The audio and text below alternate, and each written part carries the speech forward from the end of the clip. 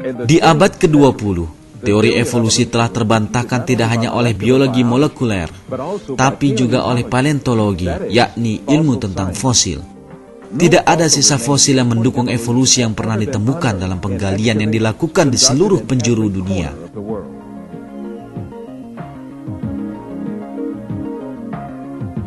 Fosil adalah sisa jasad makhluk hidup yang pernah hidup di masa lampau. Struktur rangka makhluk hidup yang tubuhnya dengan segera terlindungi dari sentuhan udara dapat terawetkan secara utuh. Sisa rangka ini memberi kita informasi tentang sejarah kehidupan di bumi. Jadi, catatan fosillah yang memberikan jawaban ilmiah terhadap pertanyaan seputar asal-usul makhluk hidup. Teori evolusi menyatakan bahwa semua makhluk hidup berasal dari satu moyang yang sama. Menurut teori ini, kemunculan makhluk hidup yang begitu beragam terjadi melalui variasi-variasi kecil dan bertahap dalam waktu yang sangat lama.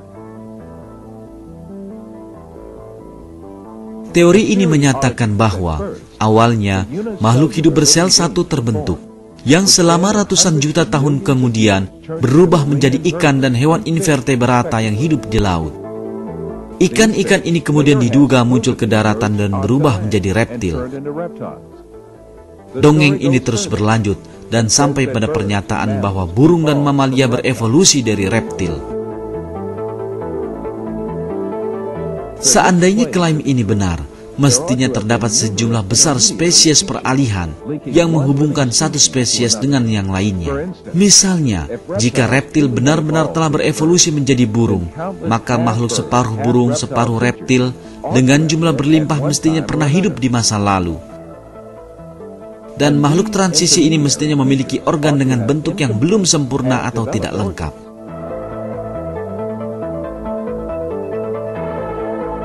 Darwin menamakan makhluk hipotetis ini sebagai bentuk-bentuk transisi antara. Ia sadar bahwa agar teorinya terbukti benar, sisa peninggalan bentuk transisi harus dapat ditemukan dalam catatan fosil. Dalam The Origin of Species, ia menulis, "Jika teori saya benar, beragam bentuk peralihan yang tak terhitung jumlahnya yang menghubungkan dengan sangat dekat semua spesies dari grup yang sama, sudah sepatutnya ada. Karenanya, bukti keberadaan awal mereka dapat ditemukan hanya di antara sisa-sisa peninggalan fosil. Namun, Darwin sadar bahwa catatan fosil tidak berisi bentuk-bentuk peralihan hipotetis ini. Inilah mengapa ia menyediakan satu bab khusus untuk membahas hal ini dalam bukunya dan memunculkan pertanyaan membingungkan ini. Jika spesies memang berasal dari spesies lain melalui perubahan sedikit demi sedikit, mengapa kita tidak melihat bentuk-bentuk peralihan dalam jumlah tak terhitung dimanapun? Karena teori ini mengharuskan adanya bentuk-bentuk peralihan dalam jumlah tak terhitung. Mengapa kita tidak menemukan mereka terkubur dalam jumlah tak terhitung dalam kerak bumi? Darwin berpendapat bahwa bentuk-bentuk antara ini akan ditemukan seandainya catatan fosil dikaji lebih teliti.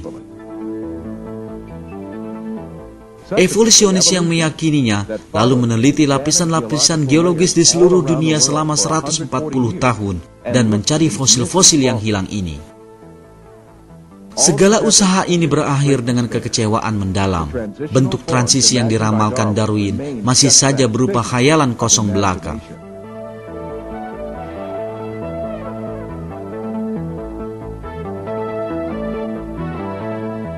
Paleontologis asal Inggris, Derek Asher, mengakui fakta ini meskipun ia sendiri seorang evolusionis. Jika kita mengamati catatan fosil dengan teliti, apakah pada tingkat ordo atau spesies, maka yang selalu kita dapatkan bukanlah evolusi bertahap, tapi ledakan tiba-tiba satu kelompok makhluk hidup disertai kepunahan kelompok yang lain.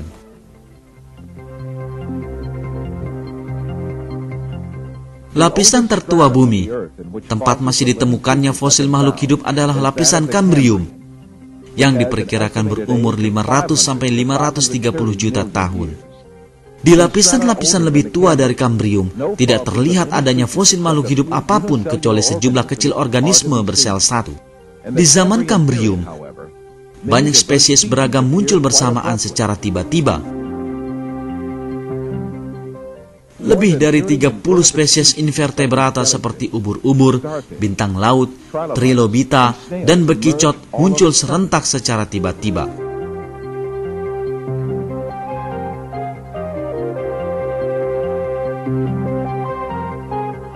Makhluk hidup ini memiliki sistem tubuh yang kompleks seperti sistem sirkulasi dan juga organ-organ sangat kompleks. Misalnya, mata trilobita tersusun atas ratusan sel-sel yang menyerupai sarang lebah. Masing-masing memiliki sistem dua lensa. Ini adalah keajaiban desain. Ini adalah mata pertama yang ada di muka bumi, yang dengan telak menggugurkan klaim Darwinis yang menyatakan bahwa kehidupan berevolusi dari yang paling primitif ke bentuk lebih kompleks. Di samping itu, struktur mata trilobita yang menyerupai sarang lebah masih ada sejak 530 juta tahun lalu hingga kini tanpa perubahan sedikit pun. Serangga modern seperti lebah dan capung memiliki struktur mata sama seperti trilobita. Menurut teori evolusi, spesies berevolusi dari bentuk yang telah ada sebelumnya. Namun, tidak dijumpai bentuk kehidupan kompleks lain yang diketahui pernah ada sebelum trilobita dan spesies lain dari zaman Kambrium. Spesies-spesies zaman Kambrium muncul bersamaan secara tiba-tiba tanpa nenek moyang.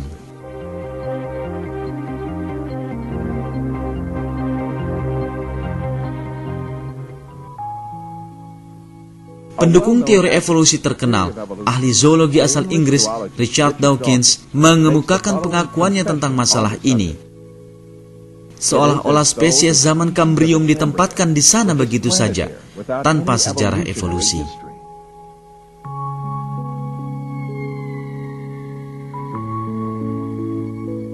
Situasi ini menggugurkan teori evolusi dengan telak, sebab Darwin telah menulis dalam bukunya The Origin of Species. Jika beragam spesies yang berasal dari genera atau famili yang sama benar-benar telah memulai kehidupan secara bersamaan, maka fakta ini akan berakibat fatal bagi teori perubahan dengan modifikasi perlahan melalui seleksi alam.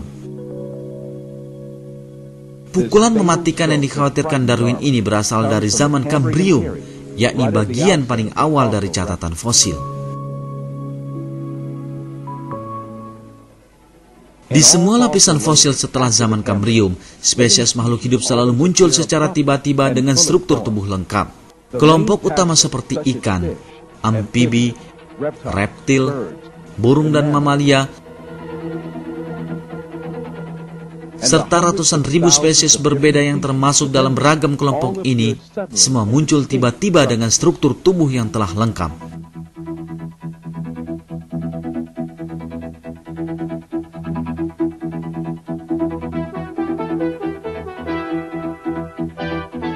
Tak dijumpai satu bentuk transisi pun di antara grup-grup yang ada sebagaimana perkiraan evolusionis.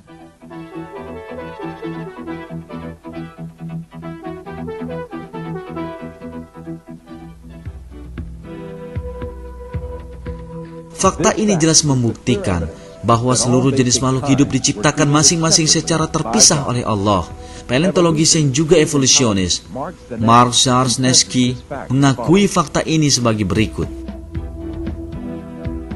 Kendala utama dalam pembuktian teori ini terletak pada catatan fosil. Catatan ini belum pernah memperlihatkan jejak-jejak adanya varian antara sebagaimana perkiraan Darwin. Sebaliknya, spesies muncul dan punah tiba-tiba secara bersamaan. Dan keanehan ini telah memperkokoh pendapat pendukung teori penciptaan yang menyatakan bahwa tiap-tiap spesies diciptakan oleh Tuhan.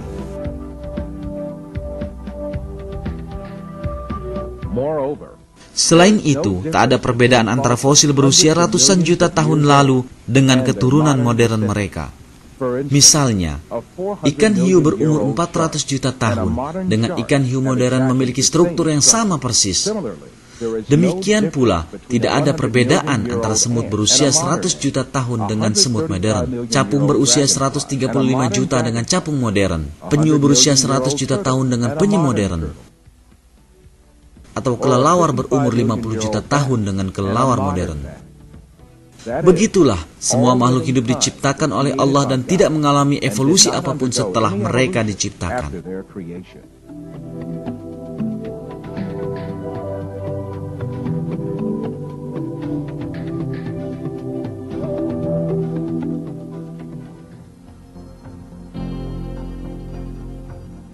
Akan tetapi, terdapat beberapa fosil yang diklaim sebagai bentuk peralihan oleh evolusionis, namun di kemudian hari terbantahkan.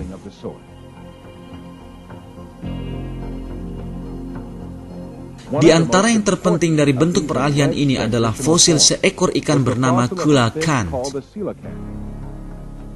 Bertahun-tahun, para evolusionis mengklaim bahwa makhluk ini yang hanya diketahui dari catatan fosil memiliki karakteristik yang mirip hewan darat. Mereka beralasan bahwa ia memiliki kaki primitif dan paru-paru primitif.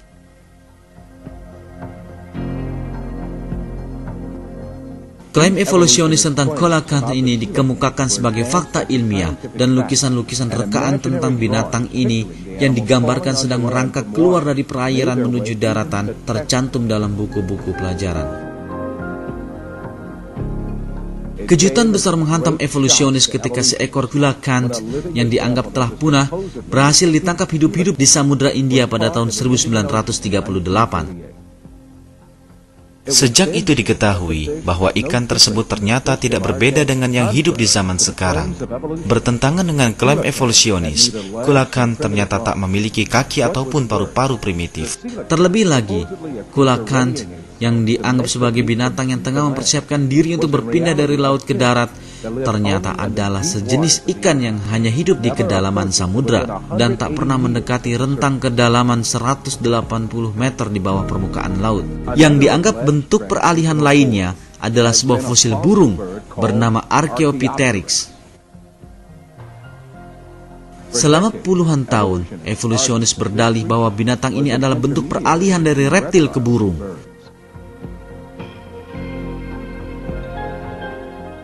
Namun fosil Archaeopteryx ke-7 yang ditemukan tahun 1992 menunjukkan bahwa makhluk ini memiliki sternum, yakni tulang dada yang sangat penting bagi otot-otot terbang. Ini membuktikan bahwa binatang ini adalah burung yang telah lengkap dan mampu terbang. Klaim evolusionis tentang kuku mirip cakar pada sayap Archaeopteryx juga terbantahkan, sebab struktur serupa juga ditemukan pada burung-burung modern seperti Hoatzin. Berdasarkan alasan ini, seorang pendukung terkemuka teori evolusi, ahli paleontologis Harvard, Stephen Jay Gould, harus mengakui bahwa Archaeopteryx tidak dapat dianggap sebagai bentuk transisi.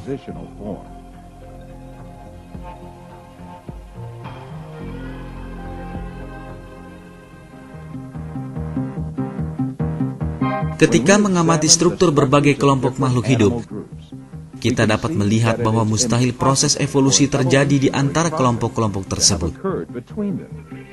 Misalnya adalah mustahil bagi ikan yang memiliki sistem pernapasan, sistem ekskresi, struktur otot, dan metabolisme yang hanya didesain untuk hidup di air, berubah menjadi binatang darat dengan cara keluar meninggalkan perairan.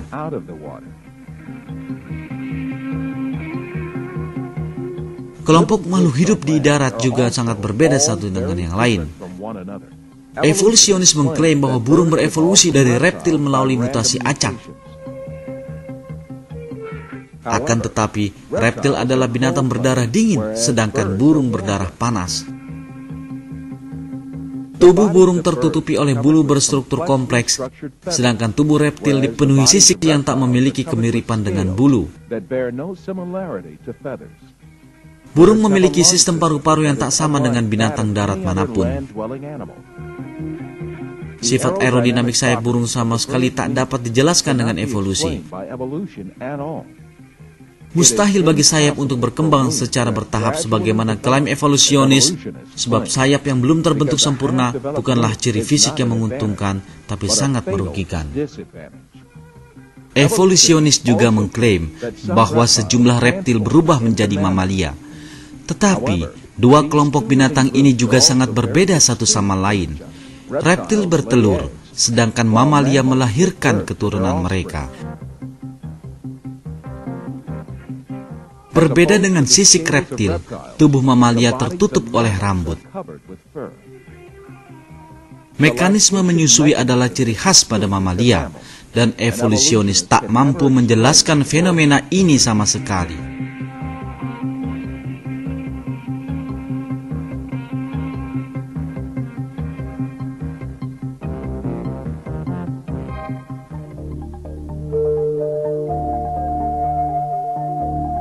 Menghadapi kenyataan yang tak diharapkan ini, yang semakin diperkuat oleh catatan fosil, para pendukung evolusi mengalihkan segala perhatian mereka pada klaim bahwa manusia berevolusi dari makhluk mirip kera.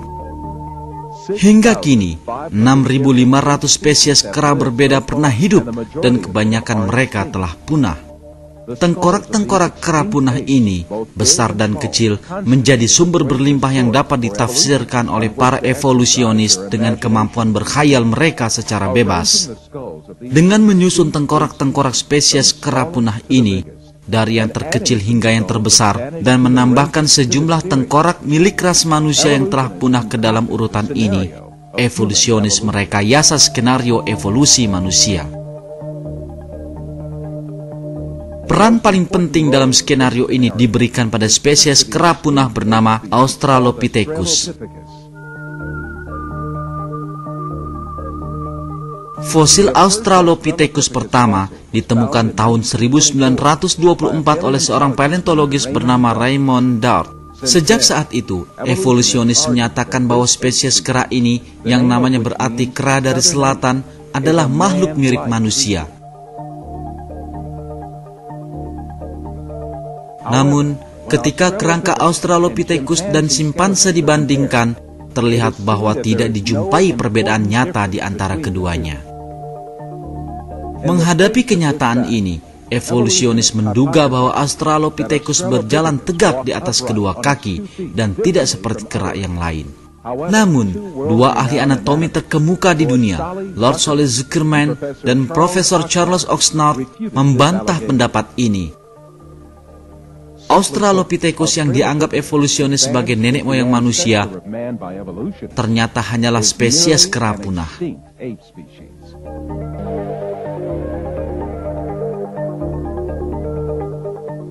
Di samping itu, fosil-fosil yang dikelompokkan oleh evolusionis ke dalam klasifikasi rekaan seperti Homo erectus, Homo ergaster, dan Homo sapiens archaic ternyata berasal dari ras manusia yang berbeda-beda. Ketika fosil-fosil ini diperiksa, terlihat bahwa kerangka mereka pada dasarnya sama dengan kerangka manusia yang hidup zaman sekarang. Ketidakmiripan mereka hanyalah berupa sedikit perbedaan struktural pada tengkorak.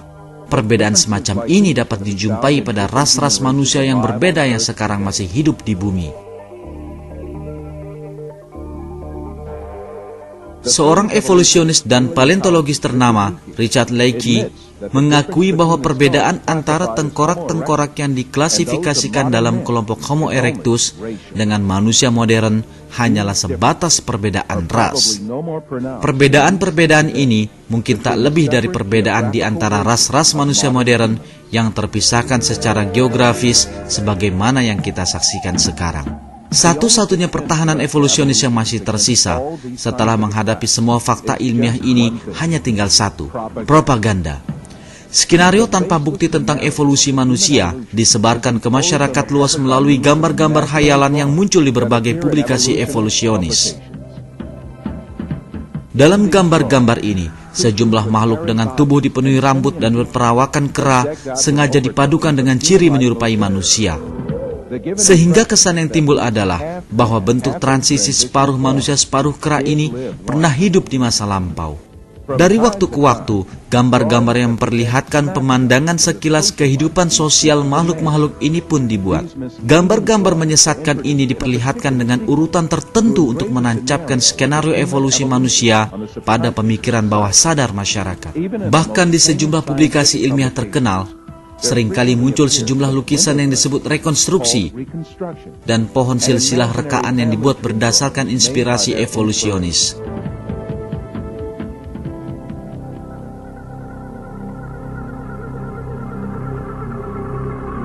Kemampuan berkhayal evolusionis tidak terbatas pada gambar dan model fiksi. Mereka bahkan melangkah lebih jauh dan membuat film yang mengisahkan kehidupan makhluk khayalan separuh manusia, separuh kera. Tetapi, semua ini adalah kebohongan murni. Satu-satunya bukti di tangan mereka umumnya tak lebih dari sejumlah kecil fragmen tengkorak atau sebuah tulang kaki. Rambut, kulit, hidung, telinga, bibir, atau ciri wajah lain dari makhluk hidup tak dapat ditentukan dari sisa peninggalan tulang belulangnya.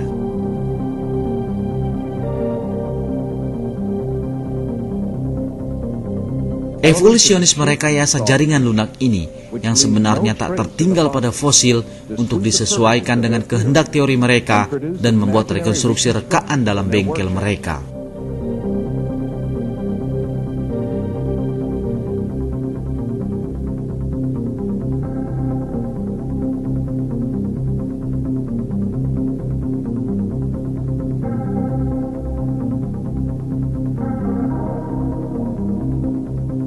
Ernst Houghton, pakar dari Universitas Harvard, menyatakan bahwa gambar-gambar ini tidak memiliki nilai ilmiah.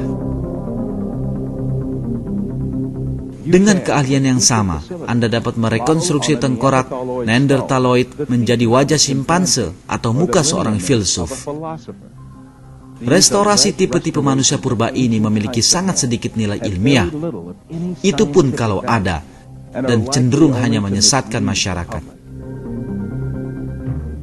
Evolusionis melangkah begitu jauh dalam masalah ini, sehingga mereka sampai berani membuat wajah-wajah yang sangat berbeda dari satu tengkorak yang sama. 3 rekonstruksi yang sama sekali berbeda, yang dari satu fosil bernama Zinjanthropus ini, adalah contoh nyata yang menunjukkan betapa gigihnya para evolusionis dalam membuat topeng-topeng palsu ini. Evolusionis tidak hanya bermain dengan gambar dan rekayasa tipuan. Terkadang mereka melakukan pemalsuan dengan sengaja. Yang paling terkenal dari kasus pemalsuan ini adalah fosil Piltdown yang terjadi di Inggris tahun 1912 oleh seorang evolusionis bernama Charles Dawson. Fosil ini dikemukakan sebagai bentuk transisi yang paling penting dari kera ke manusia dan dipertontonkan di sejumlah museum selama 30 tahun lebih.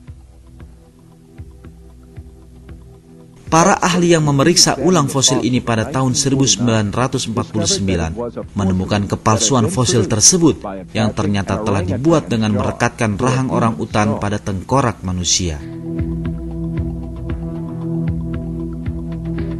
Satu lagi bentuk transisi antara yang dipalsukan para evolusionis adalah manusia Nebraska. Skenario ini dibuat tahun 1922 berdasarkan atas sebuah gigi fosil. Evolusionis tidak menyia-nyiakannya dengan memberinya nama Latin Hesperopithecus Harold Koki, serta membuatkan lukisan hayalan yang sesuai. Namun dengan segera diketahui bahwa gigi yang telah menjadi sumber inspirasi bagi manusia Nebraska ternyata berasal dari seekor babi liar. Banyak fosil tengkorak lain yang telah diumumkan sebagai bukti nyata terjadinya evolusi, ternyata di kemudian hari terbantahkan satu demi satu.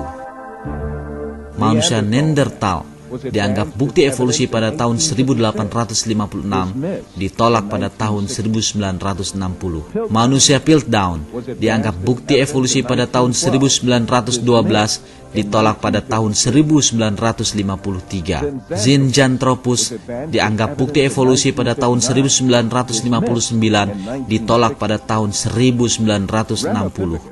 Ramapithecus dianggap bukti evolusi pada tahun 1964, ditolak pada tahun 1979.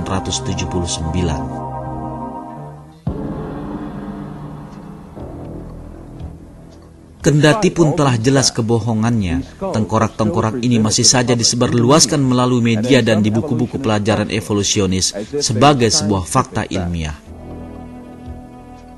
Di banyak negara, sejumlah tokoh penting dari masyarakatnya menganggap evolusi sebagai fakta yang telah terbukti. Sejumlah besar dari apa yang dinamakan bukti evolusi ini, yang banyak diantaranya ditolak sendiri oleh para evolusionis, masih saja diajarkan kepada para siswa melalui buku-buku pelajaran, di mana mereka digambarkan sebagai nenek moyang manusia.